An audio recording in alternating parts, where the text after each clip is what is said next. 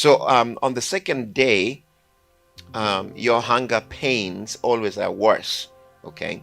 And each time you get that attack, remember what we talked about last time, each time you get an attack during the second day, it will only last 15 minutes. So you remind yourself consistently when you're fasting that if there's any attack in your body, be it chills or be it tiredness, or maybe you're running into the toilet, if anything like that happens, immediately it's only going to last 15 minutes. The best thing you can do to help yourself is drink water. Drink water and then wait for 15 minutes, to elapse. It will go away and you'll be good. All right. So a glass of water will settle the body down, and then you can rebuke Satan too, because Satan will try to tell you, you can't do this. You ought to quit quickly. Just cancel this quickly. You don't have to go further. God loves you anyway. But if you're looking for a miracle and you're trusting God for something, hold on. Don't compromise. So drink the water and rebuke him and continue going. And remind yourself the things we talked about, that you cannot die. Your body has enough reserve of fat to rely on, so it's not going to kill you. Those things are just the body craving food, and you can tell it, no, you're that spoiled brat. You're staying right where you are. All right, the Lord will back your commands if you speak to the devil, and you'll realize that the moment you rebuke something like that during fasting, it goes away quickly. I learned that the hard way. Sometimes things will come on you when you're fasting, and you just say, I rebuke that in Jesus' name. Or you're sitting somewhere and you're feeling a little weak, and say, Lord, I rebuke this weakness. Lord, I ask you for strength right now. And immediately that just subsides. So the Lord will back your commands to the devil. When you're speaking against the enemy during your fast, God will hear you out. The stress in your body will subside quickly, and everything will become manageable again. And then again, you keep on pressing on because you have a goal in your mind. The second night may be the most difficult night for a lot of people who have gone through fasting, because their available carbohydrates are used up, and then the body has to shift immediately quickly to the fast. So within that day 2 into day 3, things become a little bit complicated, because your body is now pushing everything into reserve and deciding to rely on that stored fat as fuel going forward. Now, you're beginning to approach the hunger attacks at this point, and it varies with some people. Some people will get hungry on the third day. Some people will start getting hungry on that second day on the night. You start feeling that hunger pangs come to you. Remember, water is sufficient. It doesn't matter how many of those attacks come. So if you are one of those people who always feels attacks oftenly on the second day, then the hunger crisis is going to be very, very high for you.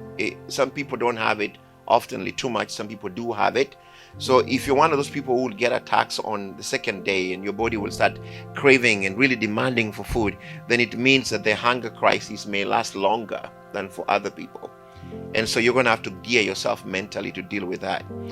Take a glass of water, find a comfortable place where you can talk with God, or listening to worship music. That's another thing that you can do.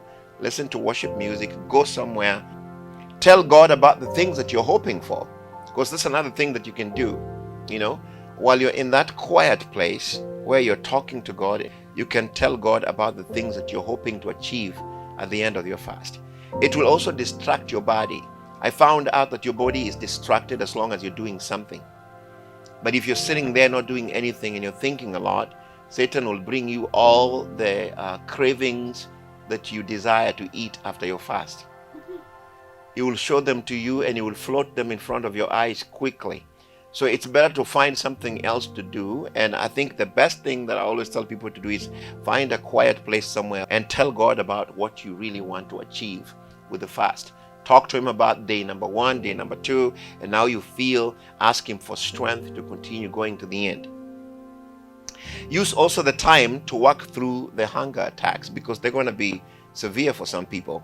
Redirect your mind. That's the other thing you can do. Redirect your mind and then deal with Satan. When he tries to tempt you, redirect your mind. Remind him that I'm doing this because I'm trusting God to do this. I'm doing this because I'm trusting God for these areas of my life to be fully submitted to God. I'm doing this because I'm fighting against you. I'm doing this because I want to put my body under God's control and take it away from you. So when you do that, you're redirecting your mind from just thinking about, oh, it's day number 3. I'm feeling the hunger pangs. This is not easy. I don't know what to do. You direct your mind immediately to thanking God for all that He's going to achieve through your life. Second day is also the most difficult for a lot of people, but it's not as bad as many people think. Because as you do it oftenly, as you do your fast oftenly, the second day becomes somehow the easiest day. Day 1, day 2 becomes the easiest. Day 3 becomes the easiest. And then day 4 sometimes is challenging for some people. So the more you frequent your fasting, you'll realize that day 2 is not that difficult. But if you're starting this system and this regiment in your life consistently, you're going to find out that day 2 becomes really challenging, because then the body shifts radically, very quickly, into burning the fat.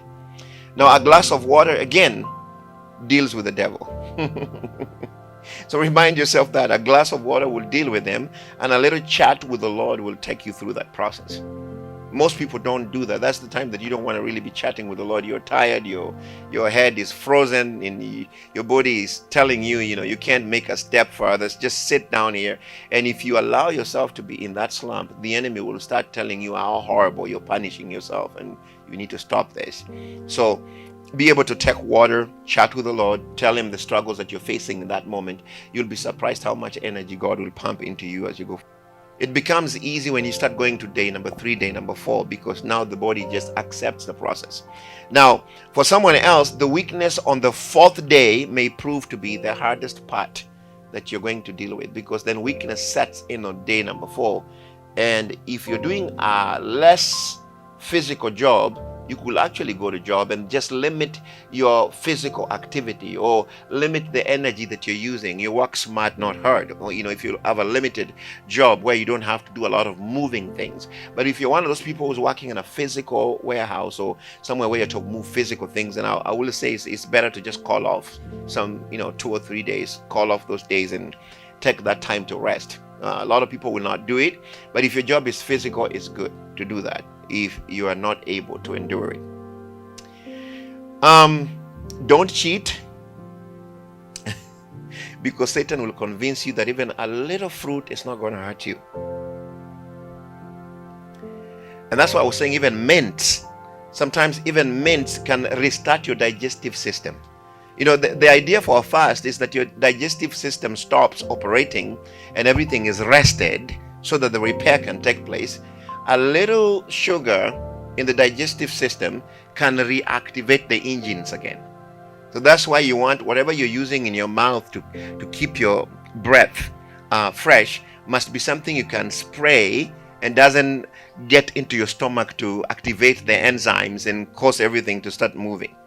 So there will be times where you'll be tempted to nibble at something. Believe me, it's real. This battle is real. Satan will tell you the things that you used to hate, and he will tell you those things that you didn't even want to eat before. Just comfort yourself with a little bit of it. A piece of that won't really hurt. So Satan will say to you, a bite of something like that carrot is not going to affect you. It's good for you. And there will be times when you are tempted to sneak a snack. So watch out for those moments. But you can't give in to these temptations, because your body is in the process of doing what? Of shutting down. The entire digestive system is being shut down. So don't restart it by putting anything in there. Anything that goes in there will restart it. The only thing that won't restart it is water. But even water can be excess during the fast. So there's a limit of water that you can take during the fast, and to not exasperate the situation. So you're not going to be living off food for a while, and your body is gearing up to start burning these fats and waste as fuel. Okay? So if you eat anything, it will have to be digested. If you're fasting and anything goes into your stomach, it will have to be digested. So no matter how small it is, it will cause all those gastric juices to start flowing, and the digestive system will start cranking up again. And and if it's cranked again, your body will start assuming that your fast is over. You've broken that fast. So don't go that route. It's like driving a car on a highway, and then all of a sudden you engage the reverse gear. What will happen to your car? If you're driving at 60 or 65 and all of a sudden you put the gear back to reverse, what's going to happen to you? What's going to happen to that car? It could flip. It could really flip and roll backwards, that could happen. Or it could just break everything down there, but that's what will happen if you started fasting and all of a sudden you stopped and you put something in there. It's like the body was not used to that motion, and all of a sudden something is coming in. It doesn't know what to do with that, so it can be dangerous.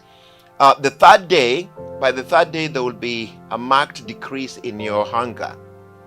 The cries of the flesh will subside, and that spoiled brat called your flesh will settle down just a little bit. The worst is over, but the idea of hunger will still be there. So even though you're done with the hunger, you will still be getting a little of these temptations and the enemy, showing you magazines with, to tell you that, if you don't get into the Word to read it and find spiritual books to read, you'll find yourself searching for recipes. I've had to remind myself, no recipes for now. 1 week after the fast, you can look at recipes, but not 1 week when you're about to finish the fast, you can look at recipes, but not now, because Satan will make you look for recipes of things you're going to eat when you're done fasting. He's already telling you that, hey, this craving is too strong. You can't get rid of it. Plan to engage it back when you're done. So hunger will still bother you a little bit, more than anything else. Why? Because we have huge appetites and little willpower when it comes to food. For a lot of people, many people have a little willpower when it comes to managing food, and Satan knows it. You can probably shut down other sin issues in your life, but one area that he can get you to do without a lot of problem is your willpower to eat, and to eat the things you want to eat, and to eat more of them than you need. So he knows that even at that time when the hunger is gone, you're still going to be craving some elements of food in you. So some people won't even go on a diet. We talked about it last time. Some people will not even go on a diet of vegetables for 3 days because they're afraid to be hungry. I know people will not eat a veggie diet for 3 days because it's just too much. I also know people that will not even go for 1 day to miss 2 meals. I think there was a time I lived for a whole year only eating 1 meal, not eating the breakfast and lunch and eating dinner only for a whole year. And you tell somebody you can do that and they're like, well, that's not possible. You got to eat 3 meals. No. If your body can get used to 1 meal in a day, it tells you how much your body can handle for a long, long time. Some people don't want to diet. They do not want to be hungry. The idea of hunger just paralyzes them immediately. But you'll be relieved to know that hunger passes. It doesn't stay there. The side effects which may bother you are not that much, and they don't last long. It's just for a short time. The 4th day, hunger starts to pass away, and your body starts to leave off the fat, and then it shifts to this different kind of fuel, which is stored fat. Stored fat is considered low fat, okay, or it's a minimal fat, and it's not maximum fuel. It's less fuel that you're running on. So there will be a few days of weakness. Knowing about this weakness in advance will help you to understand that I'm running on low fuel, not maximum fuel. It will be an example that I'll give, an example of a submarine. Submarines do run on 2 different type of energies. They do run on batteries when they dive down into the water, but when they come out on top of the water, they run on diesel. So they have to shift quickly when they get up on the surface to use diesel consistently, and they can propel fast. But when they go under the water, they use battery. Why? Because that's low capacity power. It's temporary. So they can go under the water, and when that battery runs out, they have to come back on the surface, and while they're running on diesel, they're charging the batteries again. So that's similar to fasting, that when you go on a fast, you're running on batteries instead of diesel. You're running on low fuel, not the high fuel. So you may pray. This is a kind of prayer that you can pray. You can say, Lord, strengthen me for any task that just has to be done. Because there's going to be things that you have to do whether you like it or not. You have a busy schedule. There's things that you got to do. So there will be things that you have to tell God, God, please give me strength for this one. I have to do this one. Give me strength to accomplish these things in the midst of the weakness that I feel. So if you work at a demanding job, you should take off a few days until your strength returns. At this point, your body is going into the cleansing crisis. And that's why I tell people to call off. The cleansing crisis is not fun. There will be very heavy amounts of toxins and waste that is going to be incinerated and eliminated by your body, and they're going to be coming out. And so that's the reason why people need to watch out their movements during that time. So this low-grade fuel that you have in your body, which is the fat that is stored in your body, it consists of fats and waste and poisons that are being converted into energy. Your body has a lot of poisons. And some of those poisons comes from GMOs and some of the things that we eat. They are poisons that are stored up with fat, and the body will use it and start burning on it the moment you go on a fast. Now, it's not the greatest energy source for running a body, just like the submarine doesn't really get powerful and propels faster when it's diving under the water. Why? Because it's battery power. But when it comes on the surface, it can really move faster. Why? Because there's a diesel. So when you're running on your real energy that comes from food, is different from when you're running on energy that comes from the stored fat that is in your body. That's less energy. So your body is going to be slow and weak. This accounts for the weaknesses that you're going to experience on day number 4. So when you start experiencing that weakness, just realize that it's because of the low fat energy that you have in your body. And God has designed you to run on that fuel. So it's a part of your system. God has put it in there to help your body to run through that period of time. The weakness during the cleansing crisis depends on a person's physical condition, age, or state of mind. Some people don't really feel it and they just go through it as if there's no problem. But some people have a lot of issues with those, during that cleansing crisis, depending on their age or their condition. The state of mind is the most important thing to enter this type of day with. If you go into a fast trusting God for minimum distress, you'll pass the weakness period and feel less discomfort than the person approaching it with fear. So if you approach the fast, I don't know if I can do it. I don't know if I can handle that. Your body is going to react severely to it. But if you approach it, God's going to strengthen me and I'm going to make it through this. Then you can rely on that strength of the Spirit to help you through that. The body has many ways of disposing the waste. And there's 4 ways the body will be disposing the waste during a fast like this. So the first one is the skin. And your skin is the largest organ in your body. Okay? And a lot of waste will be passed through the millions of pores that are on your physical skin. And this activity is increased a lot during this time, during day number 4. Your body will be releasing a lot of sweat and chills. You'll feel like you have a fever, even feel dizzy, and you start sweating, and you'll sit there and you feel like you're sick. No, the body is just releasing toxins from the pores. That's what's really happening. And so the best thing you can do is take a shower. I found out that if that happens to you and you take a shower, it goes away immediately because it unclogs the pores and allows the body to continue to cleanse itself. So taking a shower several times during your fast is very important. And if you have that spell of dizziness and chills, you just need to take a shower because the pores need to breathe and they need to be cleaned.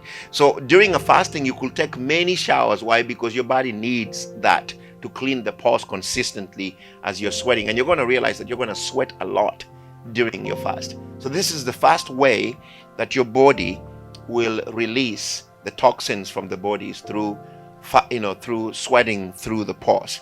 All right. Number 2, your body is going to be releasing the toxins through the kidneys. All right. So your kidneys are also going to be releasing toxins, and the kidneys have a task of doing what? Of cleansing the bloodstream, which with so much waste materials being thrown off, extra water will be needed. But there's a limit of water that you can take per day and it will be okay. And you don't have to worry about taking excess water. So the best option is to follow. If the body wants a drink, give it a drink. So follow the natural thirst guide. The thirst comes, the body is telling you, I need water. The desire for water is not so great sometimes during a fast. How many of you have seen that? When you're going through a fast, sometimes the water tastes even horrible. It gets to a place where the water starts tasting bad, and unless you squeeze some lemon in there, you will not even want to look at it. It goes through your throat and you feel like you want to puke. It's not that your body doesn't need it, it's just the body is already running on the water that it has in there, and your body still has to be forced to take that water because it doesn't want to take it. So you squeeze a little lemon in that water and you drink it. It really helps a lot. A little lemon, don't go excessive about it. Then you'll be drinking a lemonade and your fast will be over. Just squeeze a little lemon in there. So if you take 5 to 6 glasses a day, that will not be excessive. That will be enough water for your day. Equivalent of probably a 2-liter bottle. It varies individually with different people, but you need access to water. And bottled waters are the best during your fast. Okay, the tap water is not the best. The tap water is collected on the surface. I did a research and they collect it on the surface. So it's not the cleanest water because they find it on the surface. It's already polluted. The city takes it and then they clean it with chemicals. So when you get it in your tap, it's full of chemicals. And try to avoid chlorinated tap water. It's not going to be good for you on your fast. Then number 3, the way the body cleans itself is through the lungs. And we talked about the bad breath. That people are going to run from you. And you're going to be praying for them. Lord, forgive them for hating me. Why do they hate me? What have I done wrong to them? They don't hate you. They just smell something. So when the toxins are being discharged, you exhale. That's what happens, okay? And this will be true during this weakness period. Your breath starts stinking really, really. The bloodstream brings considerable poisons to the lungs to be discharged through the air. As much waste material passes through the lungs as through the kidneys and bowels, and they pass through the skin, it's going to come through your mouth. Because your mouth, believe me or not, your tongue is connected directly to your gut. So all the stuff from down there comes and forms on your tongue, and your tongue becomes really, really dirty during the fast. This is the reason why people used to head for the forest. When people used to run to the forest to fast, they were not running to be religious. They were running because they did not want to offend people with the smell. Well, nowadays it's people trying to use it as a religious, piety type of thing. But back in the days, people used to just go to the forest because they did not want to be around their families while they fasted because they smelled horrible. If you're an experienced faster and you have been doing this for a while, you can handle the smells. Instead of running to the forest, you can just buy some of those breath fresheners that are available today, and they're very efficient. It's not necessary to hide in the forest anymore. You can use some of these fresheners. There's people who still do it. They go hide in the forest. I don't know. God will not meet you in the forest as much as he will meet you in your room. The mountain is not too holy than your room. And if you're afraid of people smelling you, then take a lot of shower and spray a lot and spray in your mouth too, and you'll be fine. Nobody will know. But make sure when you're buying this breath freshness, the breath freshener can be diluted in the mouth, and that it will not trigger the gastric excitement when it gets into your stomach, because some of them will do, especially if they're things that you can swallow. It will go into your stomach. Chewing gums are not good for you because they have enough sugar in them. There's enough sugar on one stick of those gums to interrupt the fast through the bowels, and your bowels will start moving again. So then your fast is over at that point. You may be thinking, oh, I'm on day number 5. Or you just broke it with a gum.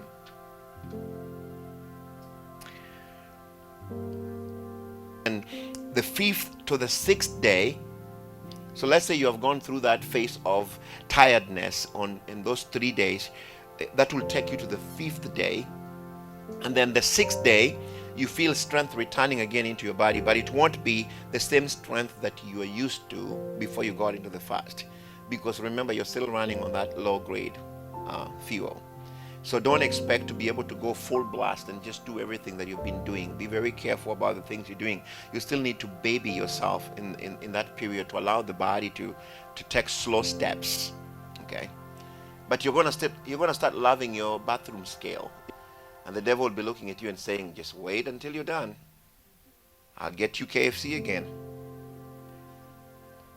It is possible to lose 20 pounds in 10 days when you're doing this type of a fast. You could lose 20 pounds in 10 days. But remember, this 20 pounds came out because you're denying yourself food. Have you realized that even when you finish your fast and you drink a lot of water, if you go on the scale will still show that you gained. Because the scale doesn't care what you put in your stomach. It can be food, it can be water. It will still show that you gained, even though you have not eaten anything. The scale will still give you the numbers because that water is adding weight in there. So look at that scale and say, you lying little thing. Keep in mind that this is just a product of your fasting, you know. The weight that you just lost was a product of your fasting. But the primary purpose is the destruction of what? Destruction of the food stronghold that Satan has given you. That's what you're doing. So you don't get impressed with the scale and say, all right, now this is good, because then you just shifted from what you're doing originally, which was to gain control over your flesh. Now you're thinking about losing weight. You've just lost the point there. You're supposed to master the flesh. Losing weight is just a part of the benefit that comes with it.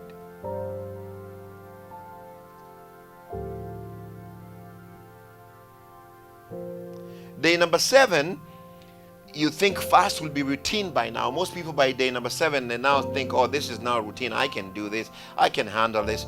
But, you know, with the silencing of your flesh, your spirit appetite is on the rise.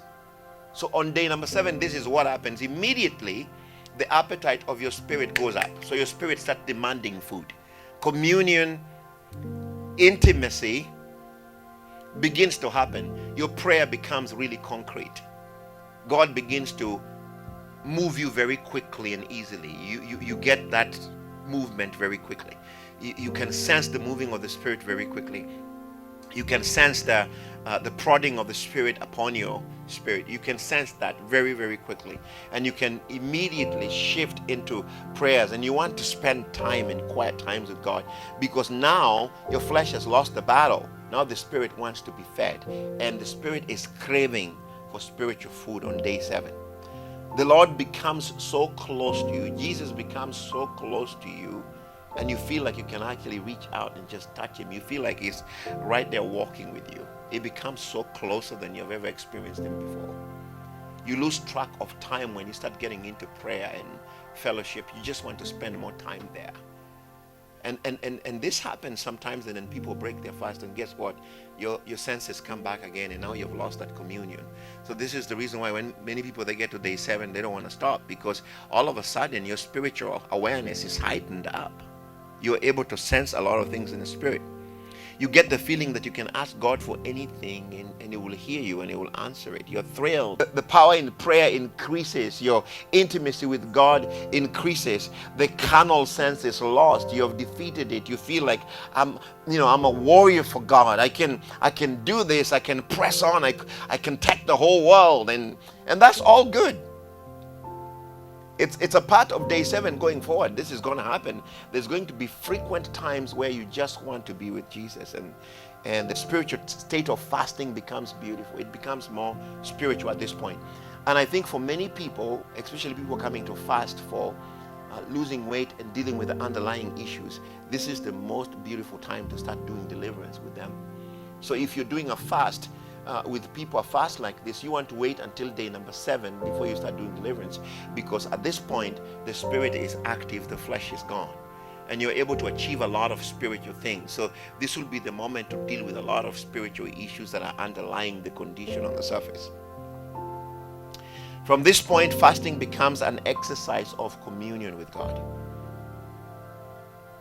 And we know that this program is actually for taking control over your flesh. It's not so much about losing weight. It's about drawing to God. So then you can remind those people, the scale may look nice and you may love what you see on the scale, but it's not about the weight loss. This is all about you getting close to God and your ability to rise above your flesh and maintain that.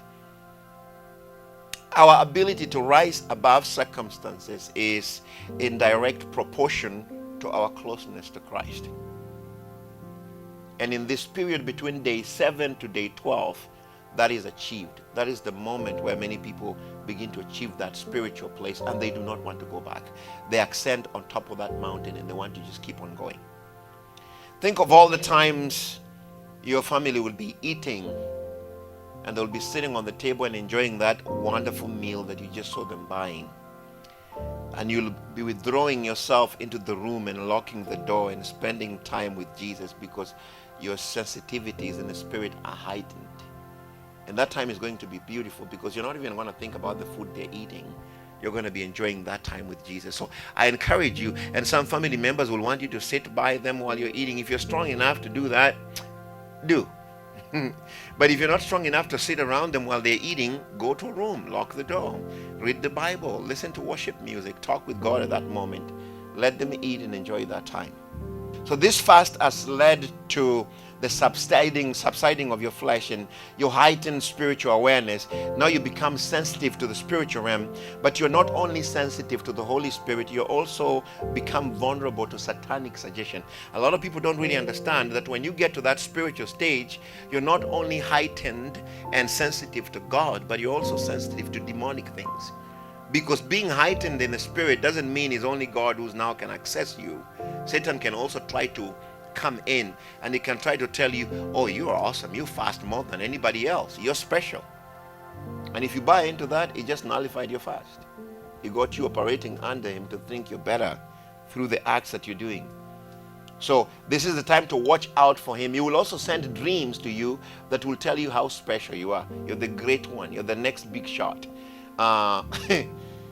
If any of those things come to you and you receive them, it could sound very pious, but it may have the devil wrapped up all around it. So this is also a very dangerous time where people can become vulnerable, people can become proud, people can think they know it all. And Satan loves that. He will plant suggestions just as God is planting suggestions. Satan will also plant his own suggestions to people. The devil is aware of your increased sensitivity. So this is the warning. Be suspicious of any dream or any vision that comes during this time of fasting that tend to exalt self in any way, because it will not be coming from God. Anything that will come to you during that period that will tell you that you're special and pat you in the back and tell you how great you are, that will be the enemy trying to prop you up so that you can come out of that fast and tell everybody, look at my spiritual muscles. And any vision that is truly from God will always exalt Jesus and not you. It will not exalt your ministry, your giftings, or anything. It will only exalt Jesus. So that's how you will know. Vet those visions and dreams that come to you. Do they glorify Jesus? Do they exalt him, or do they exalt something about you? The fast is to kill our flesh. So if the flesh wants to put itself on a throne, you know where that dream is coming from. Any prophecy or vision that you received during the fasting, and there's a lot of people today who fast and come up with visions. Any prophecy or vision that you receive in these types of fasting must be checked against God's word. And if you thought you had received something special from God when it was actually from Satan, you could be deceived in that moment, and you could think it's God who spoke it when it's the enemy that has spoken it. Check the word of God. Make sure that what you're doing is validated by the word of God. How does what you're going to do, how does it further the kingdom of God? How does it help your relationship with God to grow? How does it help you to love Jesus more? How does it help you to accomplish your calling and your vision? How does that thing assist you in achieving the things God has assigned you to achieve on this earth? Day number 8 to day number 12, you become stronger physically. You can do many activities with comparative ease. Hunger is no problem. And if you wish to go past day number 10, many people at past day number 10, they move on. But some people just stop at that point and they go back. So you'll see some amazing you'll see some amazing things take place in your body. But most people will be anxious immediately to return to eating after that. That will be just enough, a lot for them. So unless you're really, really, really, really, really fired up by that point and your spirit is heightened and you want to spend more time with Jesus, then you'll just go on. And 12 days is all that an average person in America will probably manage. For some, even that is a greater sacrifice.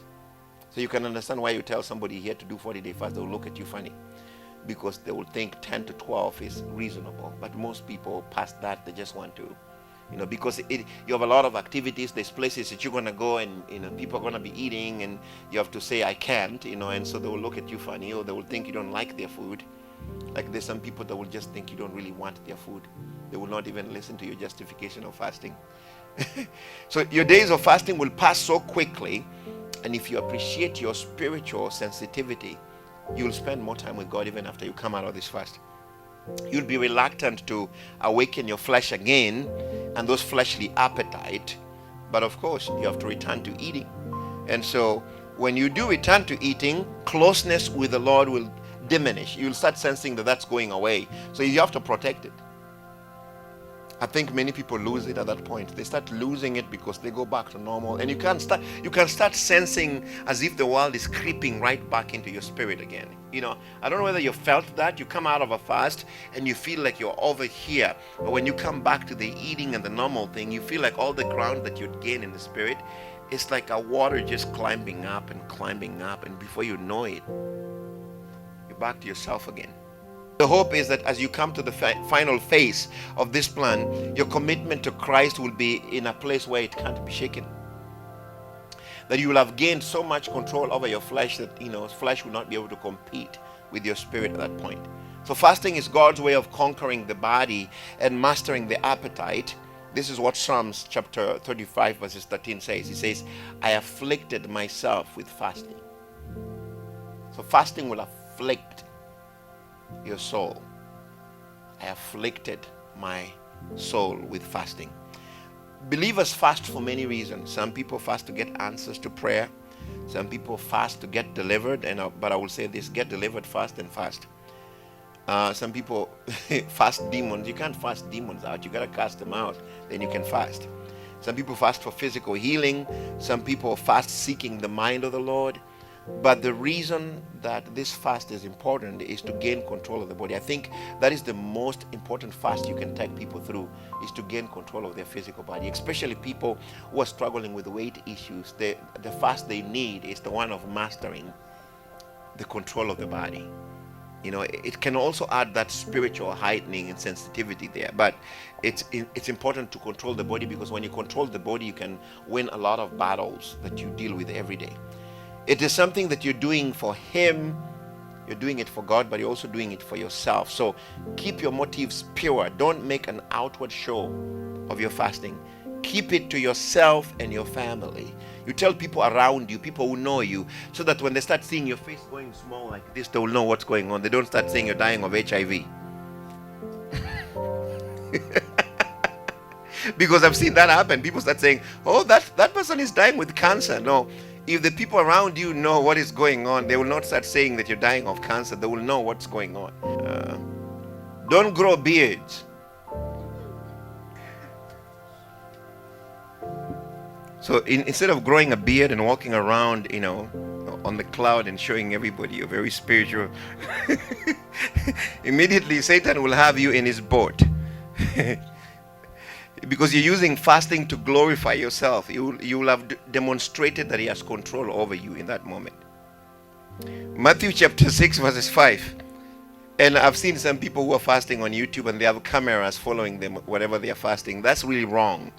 Because they're going inside trees with cameras and they're saying, follow me so that I can tell you where I'm praying. This is the place that I'm laying on this floors here.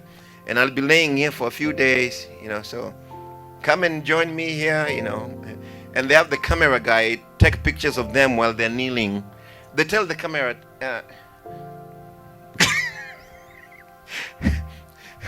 these are the things. They're climbing trees like Zacchaeus climbed the trees, and Satan is looking at that, and that's the kind of fast he likes, because it's a showmanship type of fast.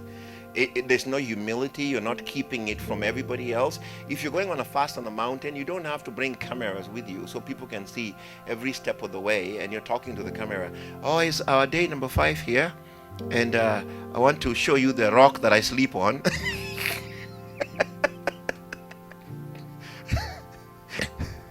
That is counterproductive to fasting. Matthew chapter 6 verses 5. If you want a victor's crown, then fasting is the swift way to do it.